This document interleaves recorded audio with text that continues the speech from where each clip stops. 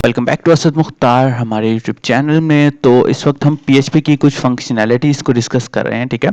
Because मेरा ये step है कि मैं बिल्कुल ज़ीरो से लेकर एडवांस लेवल की वेब डेवलपमेंट सिखाऊं, जो कि मैं खुद भी करता हूं। तो हमने बिल्कुल HTML CSS जावास्क्रिप्ट पढ़ी, फिर हमने जावास्क्रिप्ट पढ़ी, उसके बाद PHP पढ़ी, फिर बेसिक PHP से अब हम थोड़ा सा इंटरमीडिएट और एडवांस लेवल की PHP में आ गए। तो इस वीडियो में हमने ये देखना है कि हमने डाटा को डेटाबेस से अपने फ्रंट एंड पे प्रिंट कैसे करवाना है, ठीक है। तो हम ऐसा करते हैं, जो कि मेरे दिमाग में एक बात आ रही है कि हम सबसे पहले इसको प्रिंट करवाना सीखते हैं, फिर इसको डिलीट करवाना सीखेंगे और फिर इसको अपडेट करवाना सीखेंगे, ठीक है। तो सबसे पहले हमने प्रिंट करवाना देखना है। तो हमने ऑलरेडी एक लॉगिन सिस्टम बनाया था आपके सामने, जो कि फुली सिक्योर बनाया था मैंने। अगर फॉर एग्जांपल अगर मैं इसको जैसे कि इस पेज पे अगर मुझे आना है तो मुझे यहाँ पर लॉगिन करना पड़ेगा। अगर मैं इसको लिंक को कॉपी करके किसी दूसरे ब्राउजर में खोलने की कोशिश करता हूँ तो ये देखिए मुझे वापस लॉगिन पेज पर ले आएगा। ये मेरा साइन अप पेज था और ये मेरा साइन इन पेज था, ठीक है। यहाँ से मैं जब इसको लॉगिन करता हूँ, ठीक है, तो ये देखिए ये मेरे पास लॉगिन हो जाता है। यहाँ से मैं लॉग आउट कर जाता हूँ, ठीक है। तो ये कंप्लीट फंक्शनैलिटी मैंने बनाकर दिखाई है, जो कि आपको पिछली वीडियोस में मिल जाएगी और लिंक इसका डिस्क्रिप्शन में मिल जाएगा। अगर आप ये सीखना चाहते हैं तो ये लाजमी देखिए। अब हम ऐसा करते हैं कि अब हम अपने यूजर्स का तमाम डाटा अपनी स्क्रीन पर प्रिंट करवा के देखते हैं। तो आप लोगों को बूटस्ट्रैप ऑलरेडी आता होगा, अगर आपको नहीं आता तो लाजमी देखिए मेरी बूटस्ट्रैप वाली सीरीज को। तो ऐसा करते हैं, अब हम अपने ना इस टेबल को प्रिंट करवा के देखते हैं। तो मैं ऐसा करता हूँ, यहाँ मैं क्लास लगाता हूँ एक, ठीक है। और क्लास में मैं कार्ड लगा देता हूँ। कार्ड के अंदर यहाँ हम एक डिव लगाते हैं, डिव के अंदर यहाँ हम कार्ड का हेडर लगा देते हैं और कार्ड के हेडर के अंदर मैं कहता हूँ जी कि ये मेरे लेबल लगा के, ठीक है, कि ये मेरे यूजर्स हैं। ओके, सो यूजर्स के लिए फिर हम आइकन भी यूज़ करते हैं, थोड़ा सा शिफ्ट का तो होना चाहिए, ठीक है। तो यहाँ से this one and F A users. Okay, so try करके देखते हैं जी, हमारा ये आउटपुट चल रही है, ठीक है। यूजर्स लिस्ट आगे लगा देते हैं। ओके, अच्छा जी, अब नीचे हमें यहाँ पर एक टेबल बनाना है। तो मैं कार्ड की बॉडी ले लूँगा, ठीक है, कार्ड हेडर और कार्ड बॉडी। अगर आपको बूटस्ट्रैप पता है तो आपको अच्छा पता होगा इसके बारे में, ठीक है। तो हम ऐसा करते हैं, यहाँ हम टेबल लगाते हैं। टेबल के अंदर मैं सॉरी कार्ड लिख रहा हूँ, ठीक है, टेबल एंड टेबल के साथ साथ बॉर्डर भी लगा रहा हूँ, ठीक है। उसके बाद मुझे टी हेड लगाना है, यानी कि table heading, and T H में मैं क्या करता हूँ, सॉरी हम टी आर लगाएंगे पहले, ठीक है। उसके बाद मैं टी एच करता हूँ, टी आर मतलब टेबल रो। उसके बाद टी एच करता हूँ और यहाँ मैं लिखूंगा जी IT। हमने डेटाबेस में क्या क्या सेव करवाया था वो भी देख लेते हैं। और फॉर द टाइम जब तक वो ओपन होता है तब तक हम ये कर लें जी, ये नेम था बंदे का, उसके बाद पर्सन, सॉरी, और उसके बाद यहाँ से हमारे पास ईमेल था, बस ईमेल था। उसके बाद हमने इसको एक एडिट की फंक्शनैलिटी भी प्रोवाइड करनी है, ठीक है। कोशिश करें अगर आप कैपिटल में कोड लिख रहे हैं तो कैपिटल में लिखें और स्मॉल में लिख रहे हैं तो स्मॉल में लिखें, ठीक है। अच्छा जी, तो यहाँ से अब हम इसको एक डिलीट की ऑप्शन भी प्रोवाइड करें, ठीक है। तो ये तीन ऑप्शन ही हमारे पास मौजूद। मैं जब इसको रिफ्रेश करता हूँ तो मेरे पास ये टेबल आ जाता है बॉर्डर की फॉर्म में। अच्छा, अब मुझे मेरी डेटाबेस से डाटा को गेट करना है, ठीक है। अब डाटा को गेट करने के लिए सबसे पहले ये ज़रूरी है कि मेरा डेटाबेस के साथ कनेक्शन भी तो होना चाहिए ना, कि जिस तरह का फॉर एग्जांपल मेरा कनेक्शन है। तो इस रो के इस कॉलम के अंदर सारी आईडीज आएंगी, इसके अंदर नेम आएगा, इसके अंदर ईमेल आएगी, इसके अंदर एडिट और इसके अंदर डिलीट। ओके, तो ऐसा करते हैं कि हम यहाँ पर सबसे पहले डेटाबेस का कनेक्शन लगाते हैं, ठीक है। ये क्या है, हाँ एनीवेज ये हमारे काम की चीज़ नहीं है। तो हम ऐसा करते हैं, हम डेटाबेस का कनेक्शन लगाते हैं। हम ऑलरेडी कर चुके हैं, अगर आपने नहीं देखा तो मैंने पिछली वीडियोस देखें। अच्छा जी, अब अगर हम लॉगिन वाली फाइल में जाए ना, जो हमने ऑलरेडी बनाया, तो यहाँ हमने एक कनेक्शन वाला बनाया था। तो अब यह कनेक्शन है। उसके बाद हमने लॉग आउट में भी कनेक्शन, तो खैर नहीं, हाँ रजिस्टर्ड में भी कनेक्शन बनाया। अब हमें यहाँ भी कनेक्शन बनाना पड़ रहा है। तो अगर इसकी बजाय अगर हम अलग से कनेक्शन फाइल ही बना लें तो कैसा रहेगा, ठीक है। अलग से फाइल भी बना सकते हैं। खैर पहले कंफ्यूज नहीं होना, पहले हम इसके अंदर देखते हैं नॉर्मली, ठीक है ना। आप कंफ्यूज नहीं होना, अगर आप नहीं जानते तो इट्स ओके, हम नेक्स्ट लेक्चर्स में इसको कवर कर लेंगे, ठीक है। तो यहाँ से मेरा होम पेज है, यहाँ पर मैं दोबारा PHP का कोड लिखता हूँ, ठीक है। PHP का कोड लिखने के बाद यहाँ मैं तो यहाँ मैं कमेंट दे देता हूँ जी कनेक्शन का, ताकि आप लोगों को अंडरस्टैंडिंग रहे। उसके बाद मुझे डेटाबेस से डाटा को गेट करना है, यानी कि मैं क्यूरी लिखूंगा।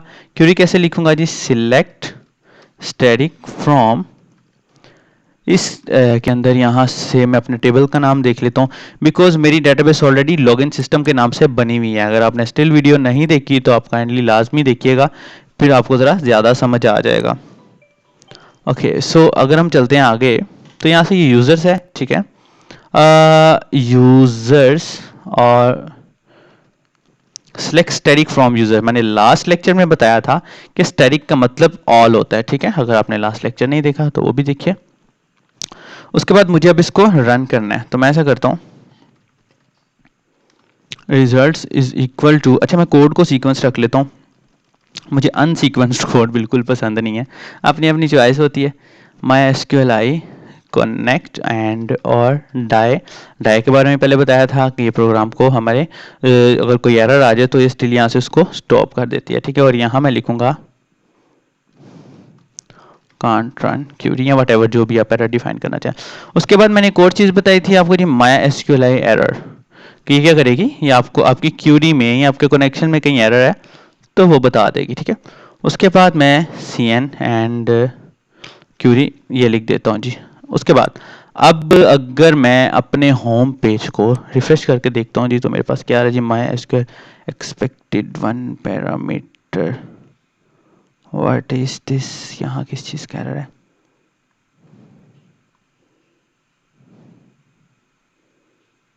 Line number 32।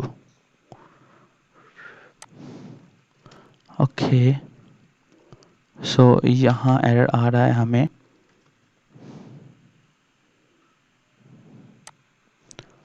32, यहाँ पर कोई एरर है, यहाँ पर सॉरी MySQL कनेक्ट नहीं है, MySQL क्यूरी है ये, ठीक है। तो अब देखते हैं रन करके, तो ये जी बिल्कुल ठीक रन हो रहा है। अब उसके बाद मुझे यहाँ पर इसको प्रिंट करना है, तो मैं क्या करने लगा हूँ, मैं यहाँ पर अपने पास वाइल का एक लूप चलाऊंगा। अगर आपको लूप नहीं पता तो आप मेरी पहले वाली सीरीज में देख लें। वाइल का एक लूप चलाऊंगा और मैं यहाँ बनाऊंगा जी एक रो का वेरिएबल, ठीक है। एक रो के वेरिएबल में मैं यहाँ लिखूंगा MySQLi fetch array, और उस array के अंदर मैं इस रिजल्ट्स को डाल दूंगा।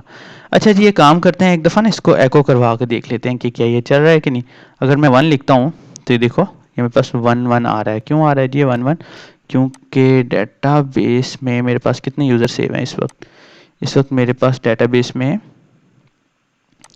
2 यूज़र सेव हैं, जिस वजह से 1 1 बार बार लूप मेरा रिपीट हो रहा है। अच्छा, अब हुआ यूँ कि अब मुझे अपनी HTML के अंदर बेसिकली प्रिंट करवाना है ना, तो मैं इसको कुछ इस तरह करके 2 पार्ट्स में डिवाइड कर लेता हूँ, ठीक है। PHP एंड और इसके दरमियान अब हम अपनी एक रो बना लेते हैं। ये रो बना ली, रो के साथ साथ अब मैं यहाँ के अंदर एक TD का टैग लाऊंगा, टेबल डाटा, ठीक है। यहाँ मैं दिस वन यहाँ मैं एको लिखता हूँ। अब यहाँ मुझे रो, अब बिकॉज मैं इसको अरे की फॉर्म में फेच कर रहा हूँ तो मुझे यहाँ पर आईडी देना पड़ेगा, जो कि ये है। चलो जी देखते हैं कि क्या हो रहा है। तो ये देखिए जी, ये सक्सेसफुली मेरी आईडी प्रिंट हो रही है, ठीक है। उसके साथ साथ अगर मैं यहाँ पर इसकी जगह डेटाबेस में हमने एफ नेम लिखा था जी, एफ नेम प्रिंट करवाना है, और उसके साथ साथ स्टिल, ठीक है, और इसकी जगह हमें प्रिंट करवाना है दिस वन, और यहाँ से हमें प्रिंट करवाना है जी ईमेल, जो कि ये है मेरे पास इस वक्त। तो ये देखेंगे, ये 3 चीज़ आ गई। अब मुझे एडिट और डिलीट भी चलाना है, ठीक है। तो ऐसे करेंगे, अब मैं यहाँ पर दिस वन, सॉरी यहाँ पर मैं जस्ट एक बटन लगा देता हूँ, ठीक है। तो फिलहाल हम एक बटन लगाते हैं, उसके बाद हम इसकी फंक्शनैलिटी भी लगा देंगे। तो क्लास में बटन डेंजर, ओके, और इसके अंदर मैं यहाँ पर आइकन लगाऊंगा एफ ट्रैश होता है, सॉरी एडिट है इस वक्त, है ना, ये एडिट है, तो हम यहाँ एडिट लगाएंगे। उसके बाद मैं नीचे यहाँ पर आके दोबारा एक बटन लगा देता हूँ, सॉरी हम कुछ गलती करें, हाँ बिल्कुल, यहाँ से नीचे आके दोबारा एक बटन लगा देता हूँ, ठीक है। सो यहाँ मैं कोड बटन लगा रहा हूँ।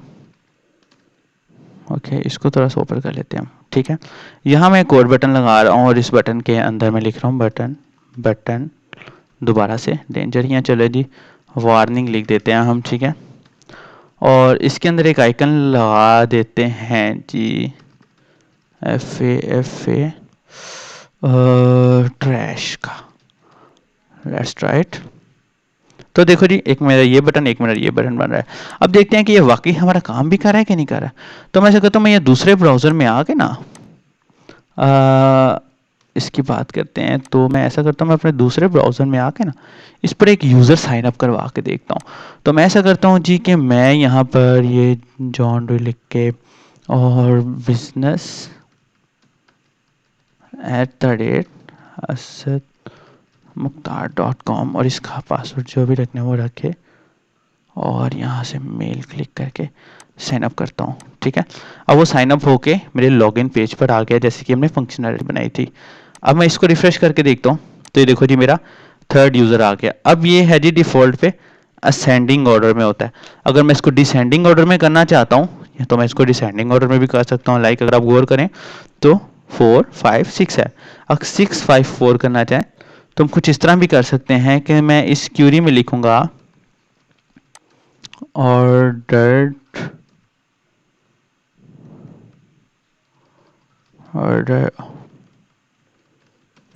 Bye ID, okay. अगर ऑर्डर बाय यूजर्स या ऑर्डर बाय नेम लिखना तो वो भी लिख सकते हैं, ठीक है। अब मैं इसको आगे डिफाइन करूंगा कि असेंडिंग होना चाहिए, डिसेंडिंग होना चाहिए। तो डिसेंडिंग ऑर्डर। तो लेट्स राइट। तो ये देखें, ये मेरा आप इन्वर्स में इनके डिसेंडिंग ऑर्डर में शो होने लग गया। तो आपने देखा होगा कि बाज़ औक़ात क्या नॉर्मली ऐसे ही होता है कि जो लेटेस्ट चीज़ होती है तो वो ऊपर आ रही होती है, बेसिकली वो स्ट्रेट फॉर्म में नहीं इन्वर्स फॉर्म में शो हो रही होती है। तो वो कुछ इस तरह चल रही होती है। तो खैर, अब हमें यहाँ बनाना है एडिट एंड डिलीट की फंक्शनैलिटी, ओके। तो आई होप आपको ये वीडियो पसंद आई होगी। Thank you so much for watching this video और डोंट फॉरगेट टू सब्सक्राइब। और अगर आपको कोई क्वेश्चन है तो आप कमेंट में पूछ सकते हैं। Thank you so much, take care always, good bye.